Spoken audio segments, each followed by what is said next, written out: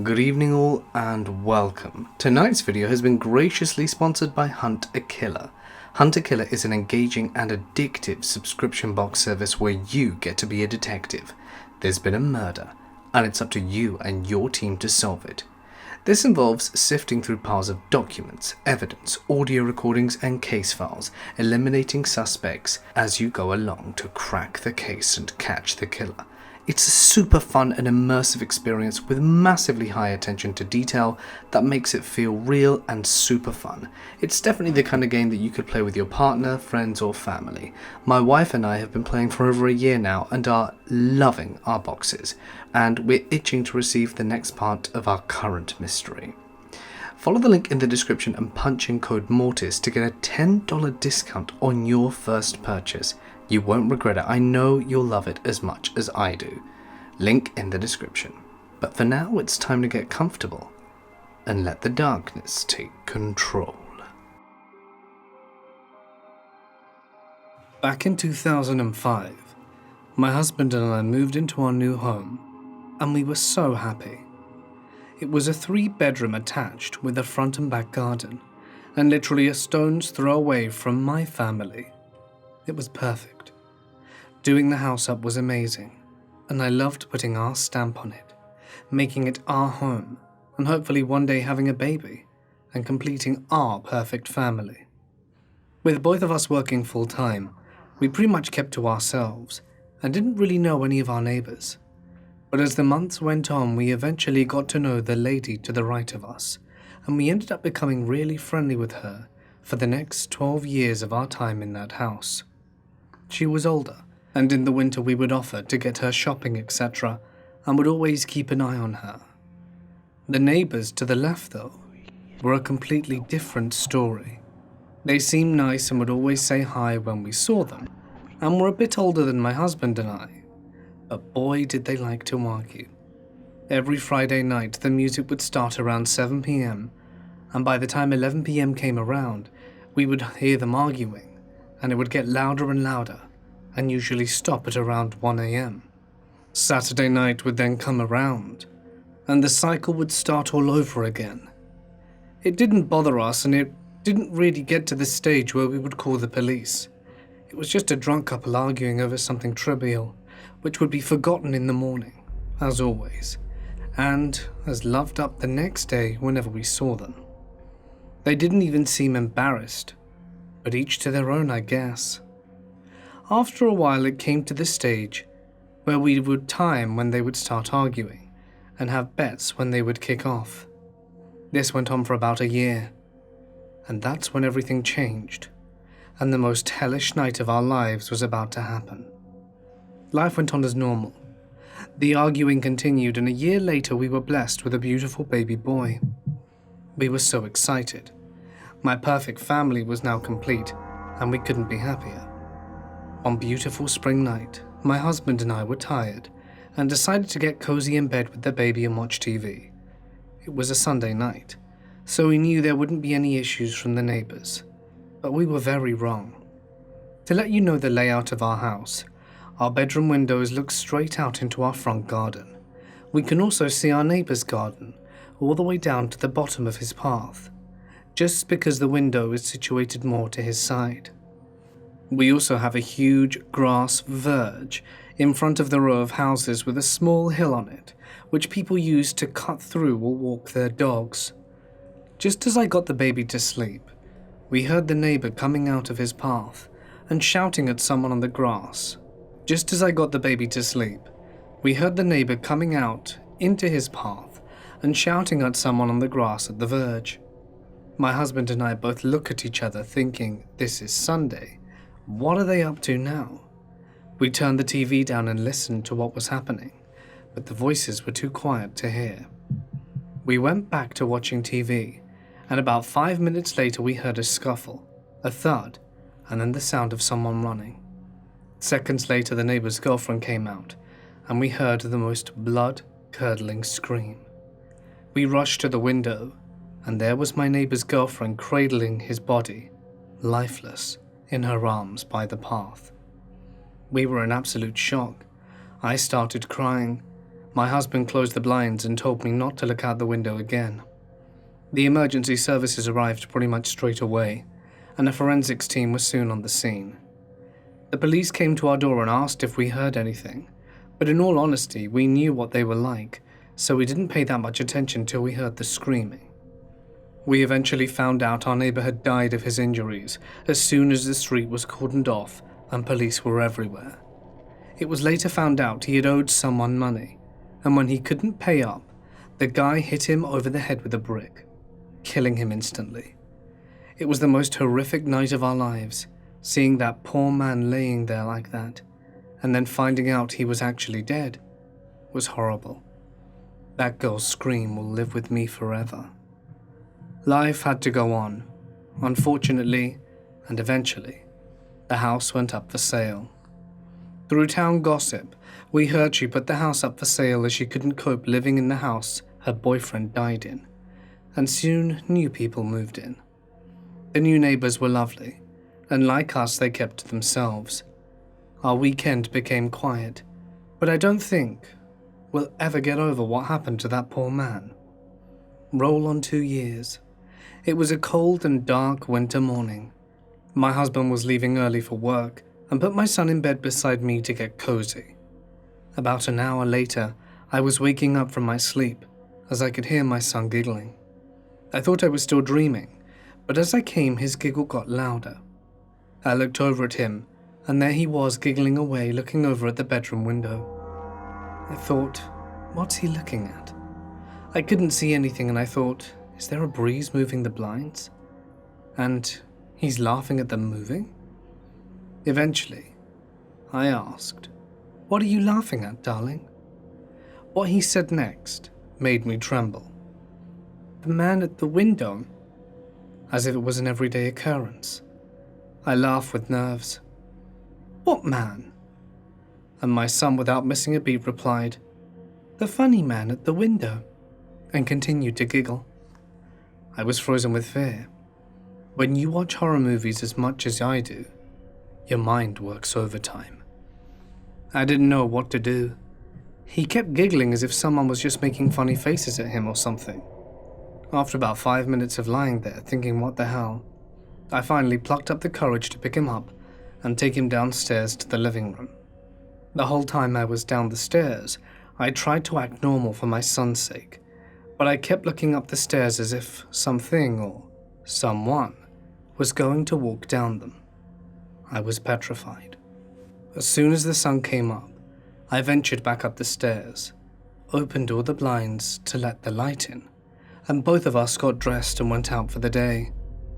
When my husband got home, I told him all about it, but he thinks that he must just have a wild imagination. Every morning through that winter, I was dreading my husband leaving for work, but nothing like that ever happened again. My son is 15 now. On the odd occasion when I mention it to him, he can't remember. Could it have been my dead neighbor, making my son laugh all those years ago? He never had a chance to meet him after all. Perhaps it was his way of saying hello. What do you all think? I rented a house, and within 3 months of moving in, some weird stuff began to happen. The first thing you need to know is that the previous owner had passed away in the said house after living their whole life there. So on to the story. I was standing in my kitchen, my friend in the living room talking to me. I was telling him how the TV would turn on and off on its own, as well as doors opening and other strange things that started happening recently. I had a drink mixer station on the top of my fridge in the kitchen. The fridge was flat and level as could be. Right as I told him I was getting a little spooked, the drink mixer flings in the middle of the room and drops in the middle of the kitchen. Every little glass jar of mixer shattered. These are thick little glasses that I could have dropped from a high height on my wood floor, and they would have literally been fine. They were flung into the middle of the kitchen and the floor, at least 6 feet away, and didn't touch the fridge at all. My friend and I just stared at each other, mouths open wide, and immediately we yelled out at the top of our lungs to stop messing with us, and that I was going to take good care of their home, and to please stop. I never had anything happen again after that, but I do believe there are spirits out there and forces at work that we don't know about. Gives me goosebumps just remembering it. From ages 13 to 16, I lived in a rural house with my mum. She worked late each night, and my brother would go to his girlfriend's house after school, so I would take the bus home and it would drop me off at my house. I would do chores as soon as I got home so that I could play my video games or make my clay sculptures. I was alone in the house aside from a small dog almost every weekday until around 7. I was washing dishes one afternoon and I heard footsteps coming up from the basement, which was adjacent to the kitchen. There was a signature sound the stairs made because of the plastic tread that was either glued or nailed to them. It was a little creaky, gritty plastic tapping sound, so I don't think it could have been the house settling. The sound grew louder behind me, as if someone was coming up the stairs.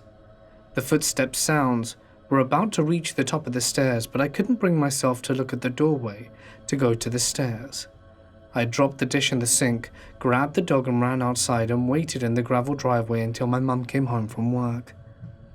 This wasn't the only thing that happened.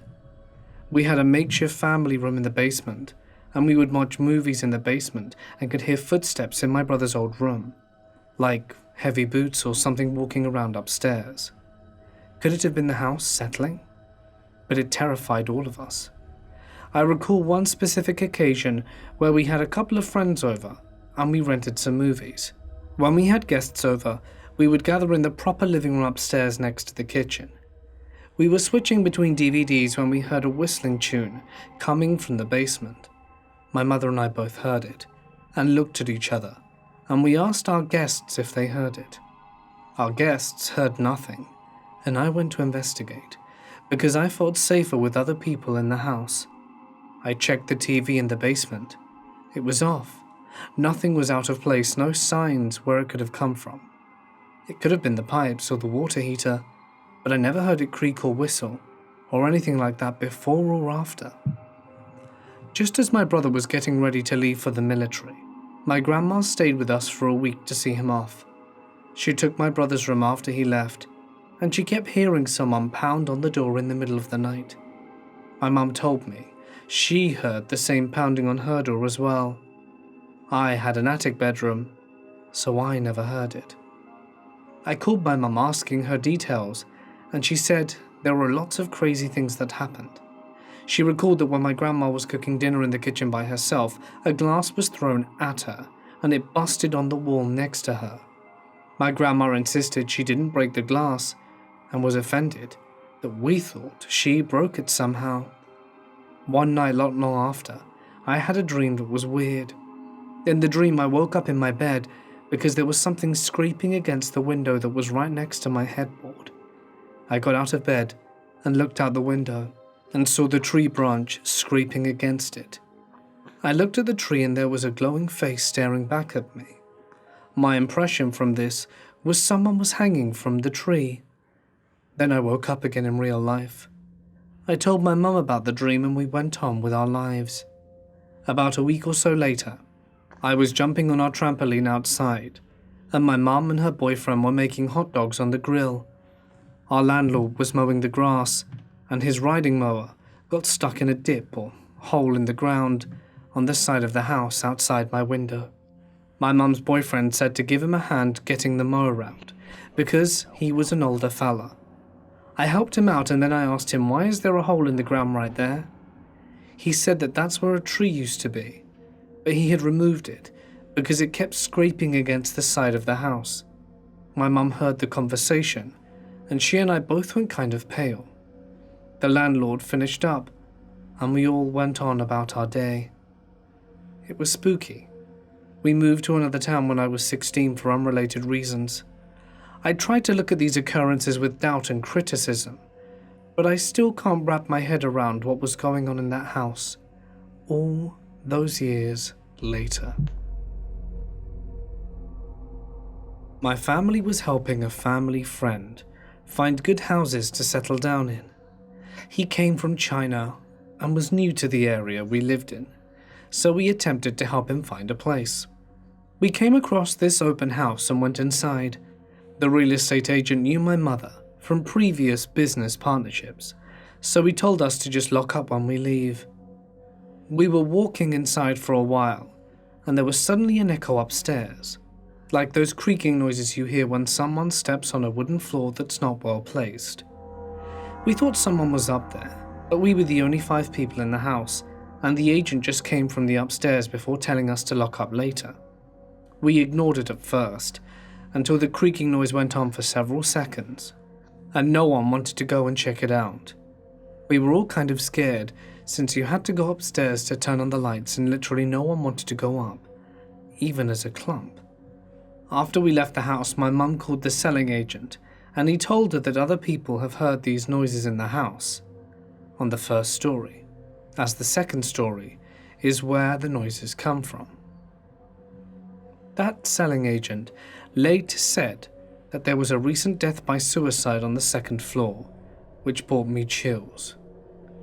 We never went back to that house or general area. Not sure if ghosts are real, but something was definitely making a noise up there.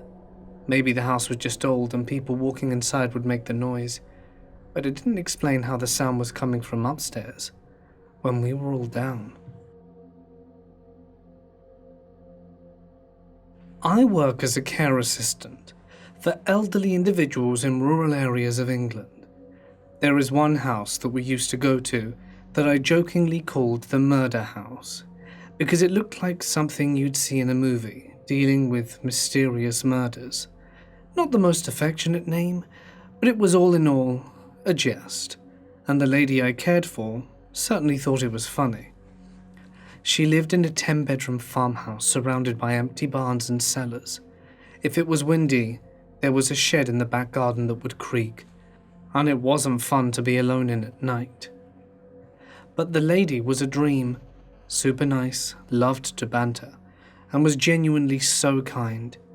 She would tell me stories about her husband and how he was perfect and lovely, and she missed him so much, as he had died 7 years prior from cancer. She had pictures of him all around the house. Other carers that I worked with had noted some experiences at the house. During the daytime, one girl was making the bed and glanced out the window to see a man gardening that didn't look like the usual gardener. She went to our client and explained, "Oh, Sarah, you got a new gardener," and proceeded to describe the man she saw. Sarah would smile and say, "That's my husband.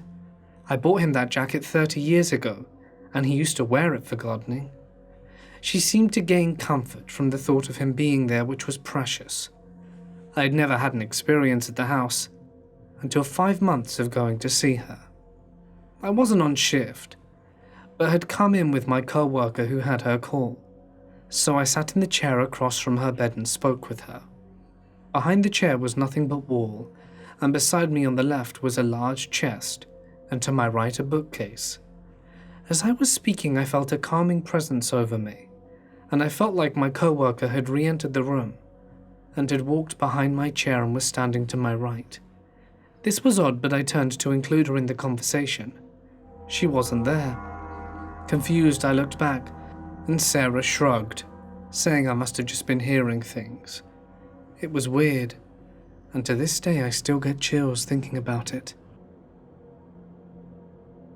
My grandma and great-grandma and their dog moved into an old cabin. There were many stories she had about strange things that happened in the house. Sinks turning on in the middle of the night, noises of footsteps in the attic, motion sensor lights at night turning on when my great-grandma was asleep, with the dog in another room.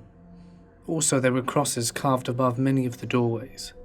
When they moved in, my aunt helped with some painting and covering the crosses in the process. As they covered them, they heard noises coming from another part of the house. The next day, all the crosses were back. Coincidentally, my mum's boss's son just recently moved into the exact same house 15 years later, and she was telling my mum about her son's haunted house before ever being told that my grandma and great-grandma had actually lived there previously. My parents' second house had some oddities in the first year or so after we moved in. All but one event happened to my mother. This one was the first to happen, which my dad also witnessed. That is, if you count hearing something as witnessing it. We had a shop vac purchased atop a freestanding shelf in the laundry room. Now, the laundry room was directly next to my parents' bedroom, in such a way that the washer and dryer were directly on the other side of the wall from their bed. Exactly how we had the washer, dryer, and shelves arranged, I don't know, because shortly after this we took apart the shelves and stored them somewhere else for unrelated reasons. However, the shop vac was atop it, and the washing machine was somewhere nearby. My mother usually keeps the lid to the washing machine open at night to let it air out. My parents heard this crash one night as they were falling asleep. It sounded like it was in the laundry room, so they went to check it out. The shop vac had somehow managed to land in the washing machine. Now, it was positioned on the shelf in such a way there was no way for it to be able to fall off, and everything was pretty stable. There was no angle or anything that would cause it to slide off, and I know this because they tested it and tried to place it on the shelf in such a way that it would become unstable, but that never happened. This was the only poltergeist activity to occur. My mother often sleeps in the living room couch. The living room of the house is situated in such a way that my bedroom and the spare room are off on one wall, and the doorway to the rest of the house, including the bathroom, is on the other. One night, my mother heard me walking across the living room, presumably to go to the bathroom, except that I wasn't walking across the room, but it sounded like I was going in circles around the rocking chair that's near the entrance to the hallway. My mother called my name, asking what I was doing. She got no answer. She kept calling my name, becoming increasingly frustrated with me because I didn't say anything. Eventually, she turned on the light. Nothing was there. She checked on me, and I was asleep. On another occasion, my mother felt footsteps behind the couch. The couch wasn't up against the wall, and there was a walkable-sized area between the back of the couch and the front window. The thing is, she didn't hear the footsteps, only felt the weight of some of the pacing back and forth. She said, "Can you stop it? I'm trying to sleep." And the footsteps stopped. My grandma called one day and said, "Did you call me a minute ago?" My mum hadn't. Grandma then continued to explain how she'd just gotten a call from us, and when she answered, no one was on the other end of the line. However, she could hear everything that was happening in the house. My dad was watching TV, my mother was vacuuming the rug, and both of my parents were arguing over something at the same time. She could also hear me playing whatever computer game I was into at the time, probably Warcraft 3. On top of all this, she said she heard a sound that sounded like paper being folded right next to the phone. Now, I've delved pretty deep into the creepy, spooky Ask Reddit collection, and I've seen other stories of old phone calls that involve fabric folding noises happening in the foreground. The strangest part of this is that it just happened to occur on the exact same day that my mother's aunt died. This next story is the only one to take place within the last few years of my family living there, instead of the first. I had woken up before, though I cannot say how many times, by the voice of a little girl saying, "Hello?" I usually thought nothing of it, attributing to the random nonsense generated by my brain while sleeping. The thing is, on the few occasions that it occurred, the voice was the same.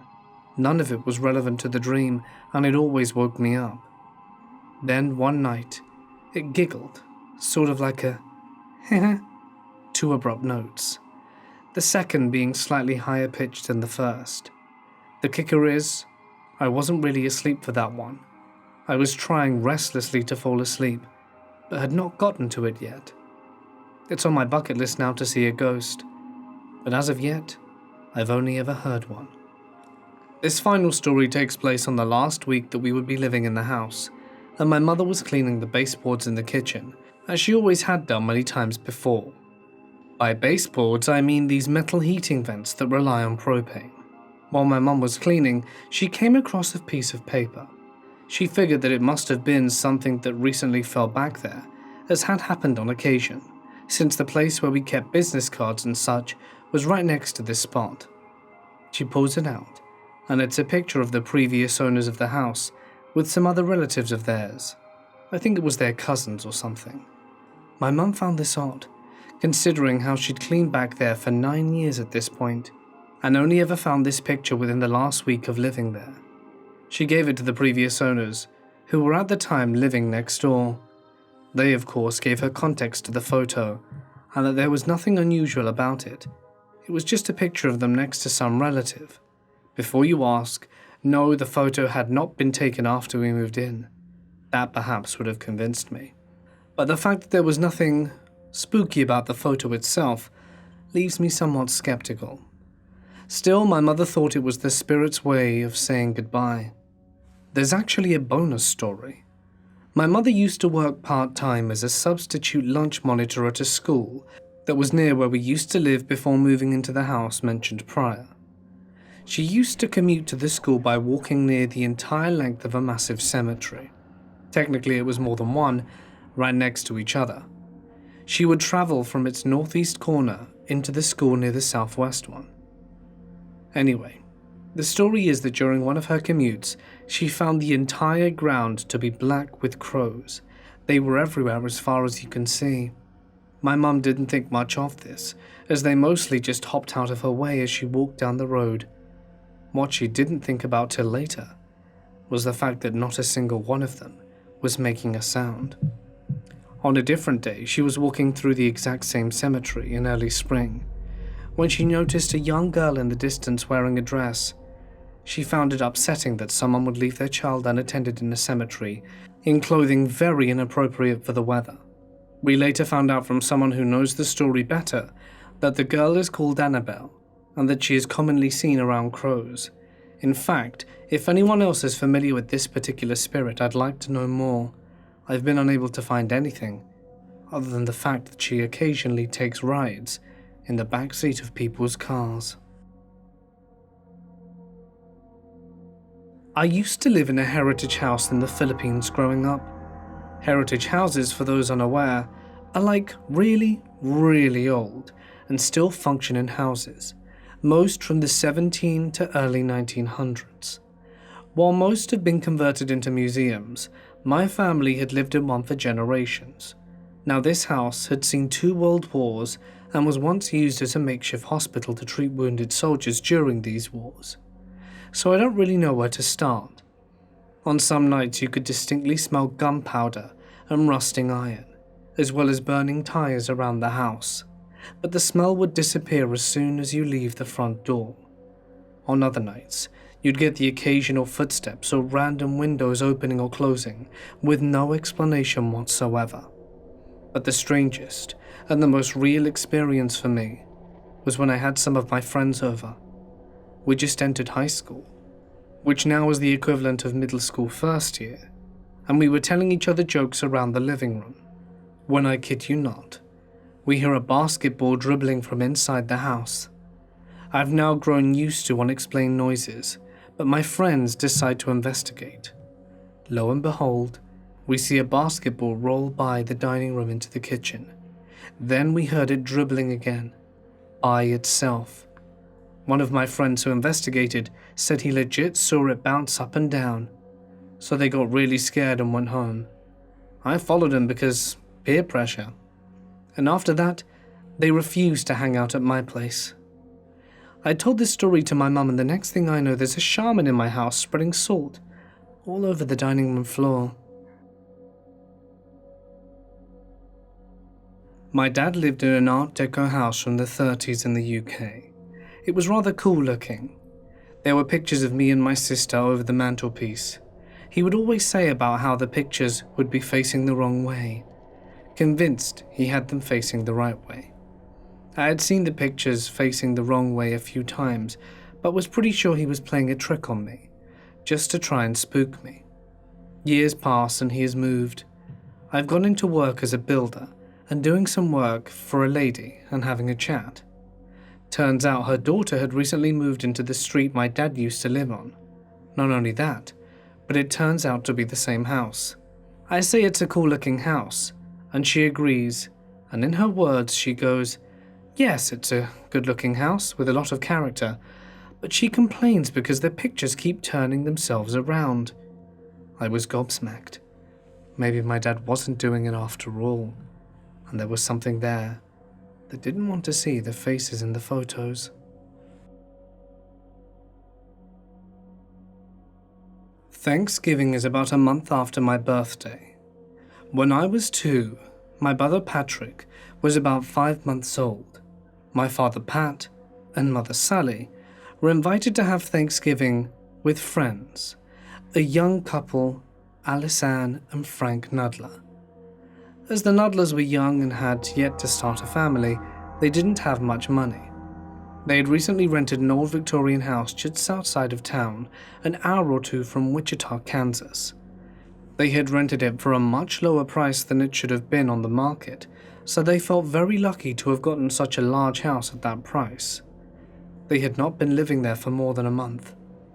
As the house was large and somewhat drafty, Alice-Ann and Frank had decided to live downstairs, using only the kitchen, living room, parlor, and old servant's bedroom off the kitchen. They spent most of their time in the kitchen to stay warm, but had set up the dining room and parlor to accommodate their guests for Thanksgiving. When Pat and Sally arrived, they both commented on how gothic and large this old house was.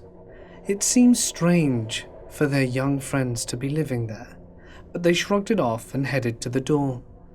They were warmly greeted by their good friends and immediately began to socialize and settle in for the evening of festivity. It had begun to snow, so a cheery fire was put on in the parlor. After a bit, my brother and I were put down for a nap in the small servant's room off the kitchen. Pat and Alice-Ann had drifted off into the parlor and were sitting and talking while Frank and Sally were in the kitchen doing minor preparations for their dinner. They were all having a lovely time, flirting and talking as young couples do, when Pat thought he saw someone out of the corner of his eye walk across the living room just outside the parlor. He casually asked Alice-Ann if there was anyone else who had been invited to dinner. Alice-Ann looked a bit confused and said, "No, why do you ask?" He replied that he thought he just saw a man in the living room. Alice-Ann was quiet for a moment and looked perturbed but murmured, No one else." As the afternoon wore on, the snow became quite heavy, and Alice-Ann suggested that Pat and Sally stay the night to avoid driving home through a snowstorm. They had 5 bedrooms upstairs after all, so there was plenty of room. The house was partially furnished, and all the rooms had beds, so they agreed. It would probably be best to stay and leave in the morning, they thought. After dinner, Alice-Ann handed Pat a set of old skeleton keys and told him the room upstairs were always kept locked. She suggested that they go up and select a room for his small but growing family. Pat thought it was a bit odd that the doors were locked, but thought probably the landlord had stipulated this for rental agreement purposes. So shrugging his shoulders, he climbed the stairs to the 2nd floor. The stairs ended in a small landing, and as you turned to face a narrow, long and dark hallway with 2 bedrooms on each side or other end, the first thing he noticed was the abrupt drop in temperature as he ascended. He didn't think too much about it, as it was snowing, after all, and there was no heat or fires lit upstairs. It did seem to be extraordinarily cold, though.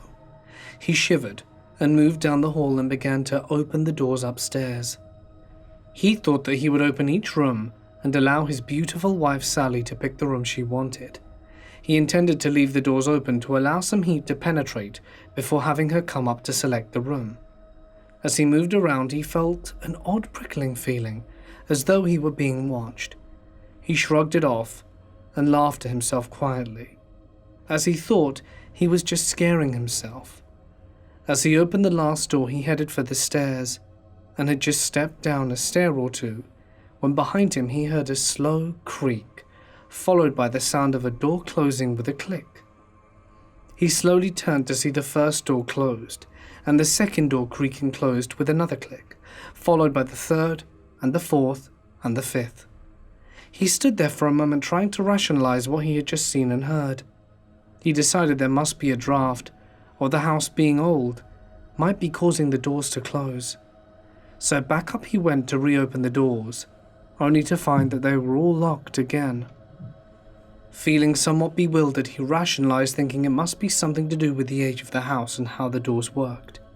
He began unlocking them all over again, opening them and moving them back and forth to see how they would close on their own, but they seemed perfectly fine. Shrugging his shoulders, he finished opening them and again began to descend the stairs, only to hear another creak and slam. This time, the doors were closing with a bit more force, much harder and louder. He froze on the stairs and watched the remaining doors creak closed with a slam one by one. At this point, he decided it would be best to come back with Sally to pick a room. He felt discomfort and a bit unsure to why this was happening, but decided to say nothing. Well, what could he even say? He didn't want to sound silly, nor did he want to scare his wife. When it was time to retire to bed, Pat gathered his sleepy children and his wife and headed up the stairs with some misgivings, but didn't say a thing. He unlocked and opened several doors, and Sally chose the room closest to the stairs. After closing and locking the other rooms, they made their way in to dress for bed. Pat prepared the pallet on the floor next to his side of the bed for 2-year-old me and my brother Patrick. Patrick was nestled in his bassinet on Sally's side, and after bundling everyone in and making sure we were all warm and as comfortable as possible under the circumstances, the lamp on the side of the bed was turned off and they all drifted off to sleep. Sometime later, around 3 a.m, Pat awoke to hear a toddler giggling and the pitter-patter of tiny feet running around the room. Assuming it was little me, he said quietly but firmly, so as not to wake the wife or boy, "Mava Lynn, get back to bed." It was then that he noticed how very cold the room was. It seemed an otherworldly kind of cold, a stilling chill that penetrated your very soul. The sound continued, and he repeated, "Mava Lynn, get to bed." But hearing no answer, but another quiet giggle and more footfalls, he rose his eyebrow and exasperatedly flicked on the lamp at the side of the bed. That was when he was met with utter shock, because I was there quietly sleeping next to him, snuggled in my blankets. Sally groggily asked what was happening. Pat, feeling stunned and confused as well as shaken, quietly shook his head and told her that he was just checking on me to make sure I was covered okay.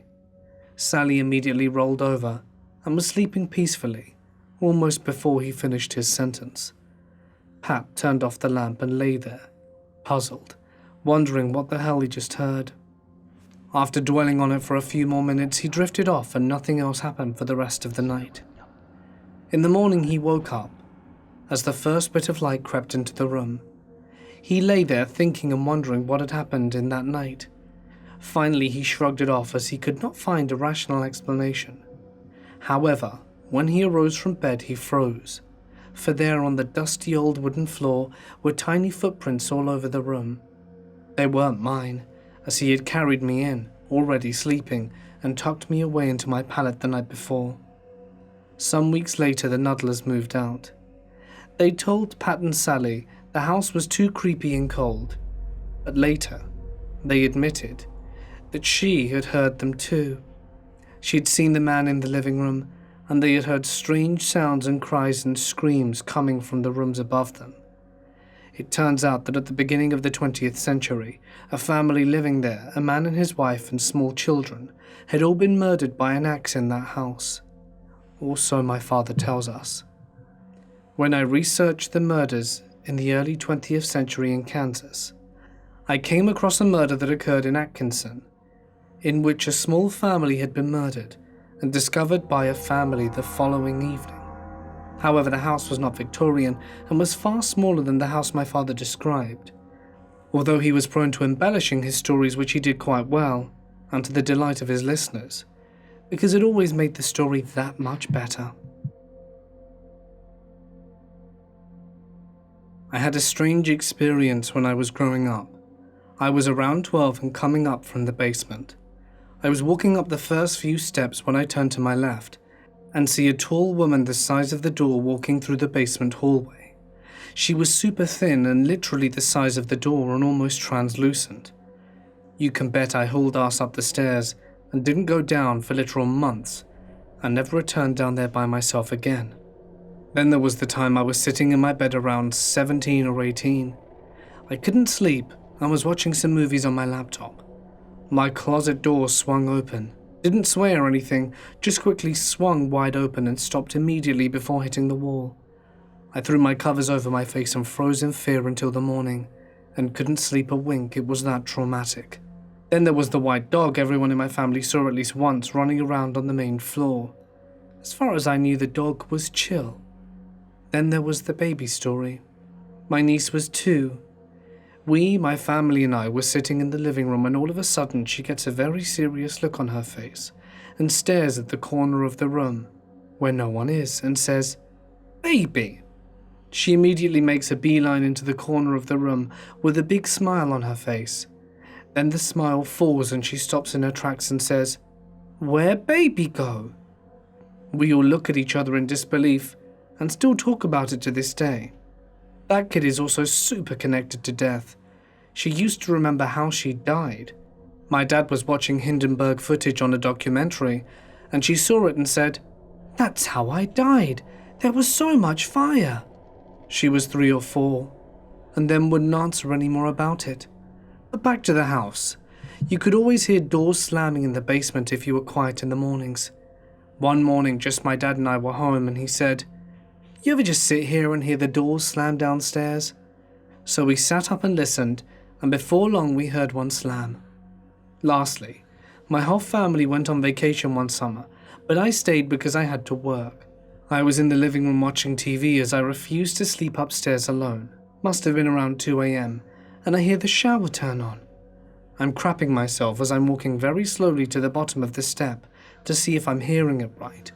Then all of a sudden I hear the shower handle squeak and turn off, and then I ran out of that place so fast and stayed with friends until my family returned.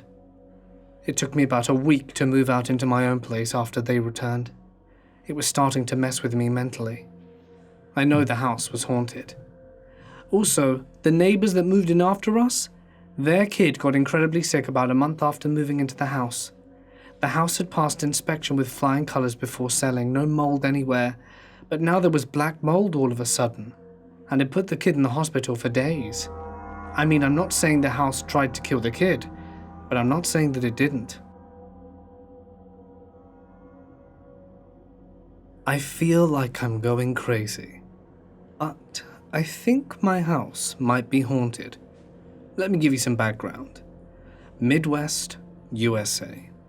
I think it was all a wooded area a long time ago, but my great-grandparents built a house. Additions were added. I think they both just died of old age, but I'm not sure. But they gave the house to my dad when he was younger, married my mum, had me and my brother, who's 5 years younger, tore down the house that was here before, and built the house that we're currently living in. That was 15 years ago. I don't know that much about my great-grandparents. Great-grandpa died before I was born, and great-grandma died before I was in school. But my parents had a rough marriage. They fought a lot, and I remember getting bad enough that I would get kicked out of the house and go next door to my aunts. They both did things to each other that were not cool, and of course my brother and I got caught in the middle. They eventually divorced, Mum left, Dad met someone who moved in right away with her daughter. But apparently the daughter, who was 2 years younger than me, would try to summon demons and talk to spirits.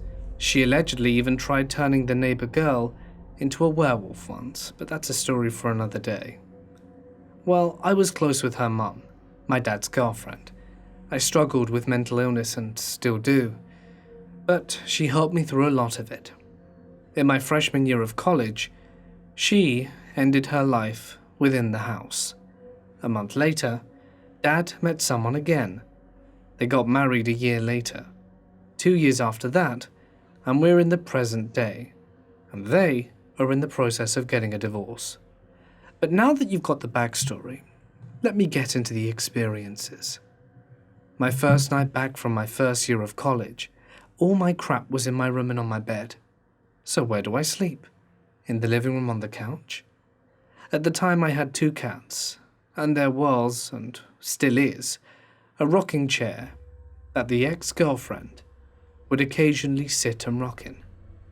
Well, I was laying on the couch trying to sleep. One cat would be sleeping on my chest, and the other would sleep on the floor next to me. And I heard the chair start creaking, like someone in it was rocking. I didn't feel threatened or anything, but I felt spooked the hell out, and thought I was going crazy. I've been home for almost 2 months now since I graduated college. Dad and his wife were fighting, and she left about 3 weeks ago.